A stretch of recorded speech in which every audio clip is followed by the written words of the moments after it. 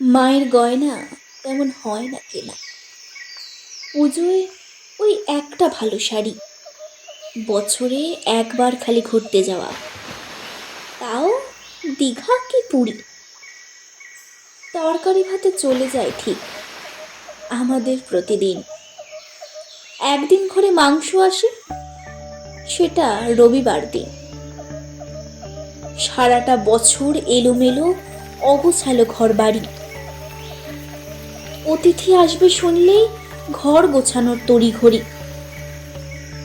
কাঁচের বাসন ভর্তি শোকেশে, খাওয়া দাওয়া হয় স্টিলে। ওগুলো বের করা হয় একমাত্র বাড়িতে কেউ এলে। আমিষের সাথে নিরামিষ ছুলে সক্রি হওয়ার ভয়। অটোতে না গিয়ে বাসে করে গিয়ে 2 টাকার সঞ্চয়।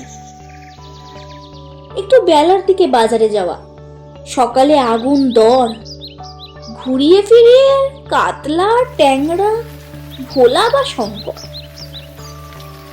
ইলিশ সে তো বিশাল ব্যাপার, গোটা বর্ষায় একবারই। সেই মাছের কি হবে, ঝোল না ভাপা, সেই নিয়ে মারামারি। প্রতিবারেরই শেষে অর্ধেক মাছ ডুবে মরে বেগুনের ঝোলে, বাকি অর্ধেক মাখে সর্ষে বাটা, কাঁচা ভাপা হবে বলে। মাথাটা তখনও অক্ষত আছে, যাবে কচুর শাকে। আর 2-3 টুকরো ভাজা হতে পারে যদি বেশি মাছ থাকে। এসব দেখে অনেকেই হাসে, এ কেমন আধিক্লামি। আমার কিন্তু বেশ ভালো লাগে, কারণ কারণ আমি মধ্যবিত্ত। হ্যাঁ, আমাদের যাপনটা খুব ঝাঁ চকচকে নয়।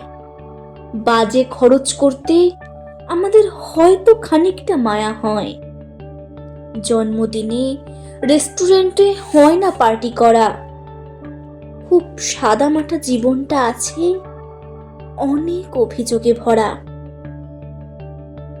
অনেক কিছুই আমাদের হয় না হাতে পাওয়া, তবু মনে করি অনেক অহংকারের মধ্যবিত্ত হওয়া। একজন মধ্যবিত্ত জানে দিতে সামান্যেরও দাম। একটু ভালো থাকতে করে অনেক পরিশ্রম। তিল তিল করে খরচ বাঁচিয়ে তারা সেই সঞ্চয় করে। কাছের মানুষ বিপদে পড়লে তা নিমেষে ভাঙতে পারে। পারি না আমরা ওরাতে পয়সা জলের মতো করে। অর্থের ঠিক কতটা মূল্য শিখেছি অভাবে পড়ে। ব্যয় বাঁচাতে সবাই এক ঘরে বসি, চালিয়ে একটা পাখা।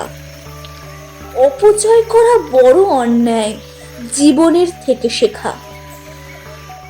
তাই যে যাই বলুক, ব্যঙ্গ করিক, এটাই ধ্রুব সত্য, মূল্যবোধের মূল্যায়নটা সঠিক করে মধ্যবিত্ত।